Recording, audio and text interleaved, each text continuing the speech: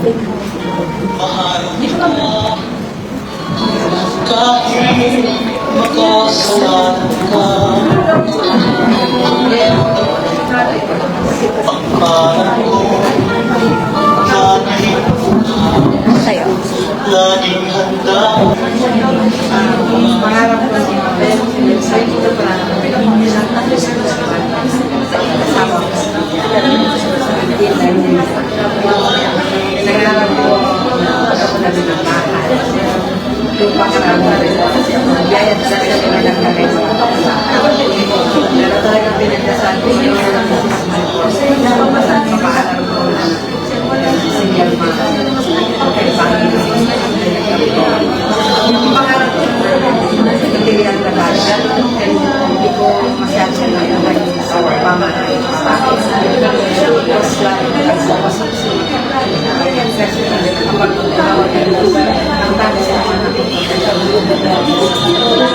stage na ako ng harvest na hindi pa na ako makababahan pero sa kaya sila siya ni Lord sa lumang buhay ng pinalis niya dahil sa mga pangalan sa naging focus kahit marami din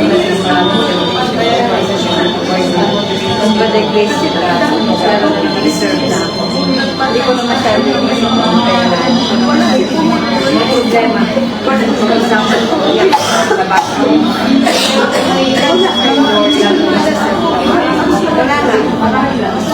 I know Lord you will with me in this process kasi pinapos ang hanggang maglakad ko siya kailang normal pero yan ba na lumang buhay na kailangan mo magkaya alam mo kasi Lord hindi ko binigay ang yung pagkakita lahat na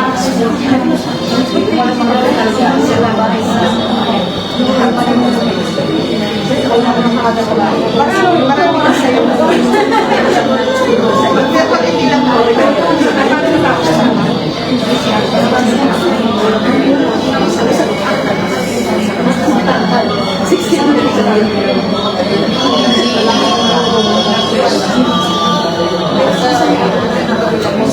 Kumusta po? Tapos na po ba?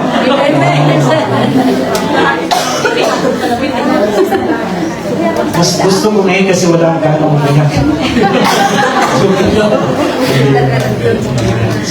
Maraming salamat po sa inyong pagbabahagi. So, bago tayo magtapos, mga paalala lang na gagawin natin sa Holy Week. No? Una po, napaka-importante ang bukod sa confession, magdasal. Okay lang po magdasal, maglosaryo, magdumena, may babasahin. Pero ang mahalaga ay magdasal ng tahimik. Na kumaya sa sacrament o sa simbahan, or kung hindi kayo makapunta sa simbahan, sa bahay, manahimik lang.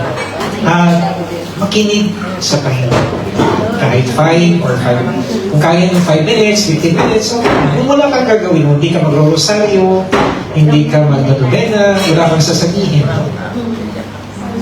Manahimik ka lang na Panginoon, handa ako makinig sa mga hindi naman magsasalita ang Panginoon. Pero, Panginoon, sabihin mo lang sa akin na gusto mong parating. At manahimik ka lang. Huminga ng malalim, tapos mag-relax ka, manahimik. Kung kaya mo ng 15 minutes, or kahit 5 minutes, simulan mo 5 minutes, 10 minutes, Number 1 po, magdasal. Okay? Pangalawa po ay, kasi mag-uulit na bakit po? Tapos pangalawa, mag-confess. Kung may patayin po kayo, no? Mag-confess. Okay. Available kami. Mayroon kaming Monday, pero kung di kayo available just during the week, kasi may mga trabaho, alam ko, pwede naman po every Mass, no? Every Sunday, sabihin nyo lang po kami. Ako usually, pagkatapos ng misa, kasi sa totoo lang, gusto ko mag-kumpisal. Kailan, after ng kumpisal, yung mga energy niyo po, ay na-observe ko. No? So, na-observe ko yung energy, kaya gusto ko bago mag-misa, ay okay yung energy ko. Tapos, saka na lang, kahit magtatapos na ng misa. No? Kaya usually ako nagpapakumpisal after na ng misa. Kung hindi, na-drain na ako. Ako kasi ay isang introvert na tao, so hindi ako extrovert, no? Hindi ako salita. Kaya na-absorb ko siya, okay lang ako sa akin. So, kung gusto niyo po sa akin, kasi pwede kayong mamili, hindi kami nag-i-impose. Ang pag-uumpisa lang po ay depende po sa pari na saan kayo kumpante. No? Hindi kami pwede magsabi na sa akin ka lang mag-umpisa. Bawal po yun sa akin. No? So, kung saan kayo kumpante na pari, i-approach po siya. Father, pwede po ba mag-umpisa? So, pangalawa, pang-misa. Pangatlo po ay fasting. No? Lalo na sa hindi po fast eating. Fasting lang po. Okay? Fasting lang po. So ano po ang fasting? Ano po? Hindi lang sa pagkain, sa ibang Okay bagay. po. Lalo na itong linggo muna sa ating pagkain. No? Para ating maramdaman na ito yung mahal na araw. Bukod naman sa ating fasting sa mga kasalanan, ito talaga pagkain. No? Ang isang tapaw po ay magkano? 30. Taas na pala na yun. No? 30. So, kasi ang gagawin natin, ang suggestion ko po sa inyo, since 30 po ba or 35 ang tapaw, ito ang gagawin natin. No? Sa panahon ng Kwaresma o sa Holy Week, meron tayong pagdasal, pag-ayuno, at pagkakawa.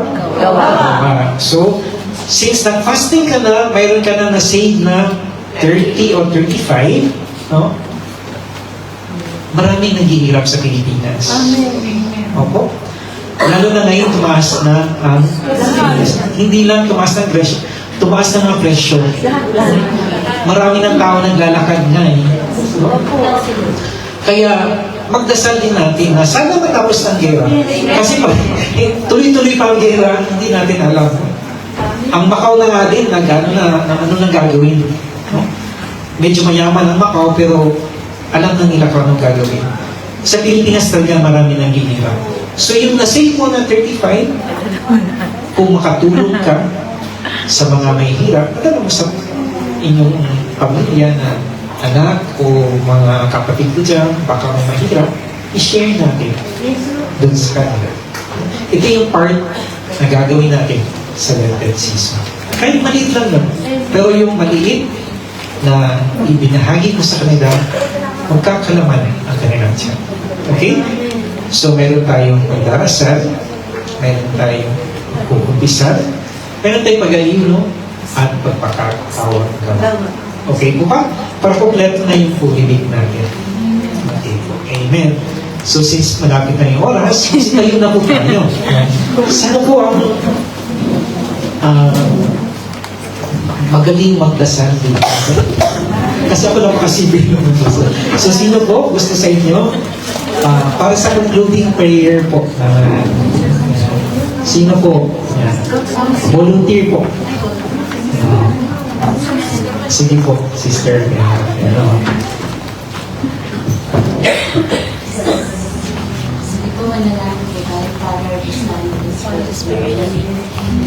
Hallelujah, we give you praise, we give you glory, we give you honor. Muli nagpapasalamat kami sa hapong ito na binigyan mo kami, Panginoon, ng panandaliang pagninilay, O Diyos, na tunay nga na ang pag-ibig mo ay patuloy namin nadarama. Salamat sa bugtong mong anak na ibinigay mo sa amin upang tubusin ang aming mga kasalanan, O Lord. Salamat sa pag-ibig mo, dahil sa pag-ibig mo, namatay ka sa krus, Panginoon. Ibinigay mo sa amin ang iyong buhay, O Diyos. Kaya naman salamat. Salamat sa mga salita mong patuloy nagbibigay sa amin ng kalakasan. Salamat sa salita mong nagbibigay sa amin ng kagalakan. Salamat sa mga salita mong nagbibigay sa amin ng pag-asa. Na kahit minsan mahirap, Panginoon, ang buhay, naririyan ka upang bigyan kami ng kalakasan. Salamat sa iyong mga salita. Salamat, Panginoon, sa hapong ito, O Diyos, na kahit hindi namin kayo nakikita na darama ka namin, O Diyos. Salamat sa iyo, Panginoon. Salamat sa aming minamahal na pari, Father Ian, na patuloy na nagbabahagi sa amin ng iyong mga salita, Panginoon. Patuloy mo po siyang pagtalain, Panginoon. Patuloy mo siyang gamitin, O Diyos, sa obasan ito, Panginoon. At ganoon din po, O Diyos, maraming salamat sa mga kapatid namin ito na patuloy na dumadalo, Panginoon, sa iyong gawain upang, Panginoon, makinig ng iyong mga salita. Salamat, O Diyos, sa hapong ito muli mo kaming pinagpala, O Diyos. Pinagpala ang aming espiritual na pamumuhay, O God. Kaya naman ngayon pa lamang, itinudulog po namin sa inyo ang aming mga prayer request. Ano man po ang aming mga isinulat dito, Lord, ikaw ang nakakakita, ikaw ang nakakarinig, Panginoon, ang aming mga pangangailangan. Financial man ito, O Diyos. Ano man ang mga pangangailangan na isinulat diyan, Panginoon. Alam po namin, O Diyos, in your time, Panginoon, ito'y pagkakaloob mo sa amin. Kung ito'y kalooban mong ipagkaloob sa amin, Lord. Muli maraming salamat sa hapong ito na pinagpala muli ang aming buhay. Kaya naman ngayon pa lamang pinapasalamatan ka na namin. To God be the glory. In Jesus' name, Amen. Father, the Son, the Holy Spirit. Amen.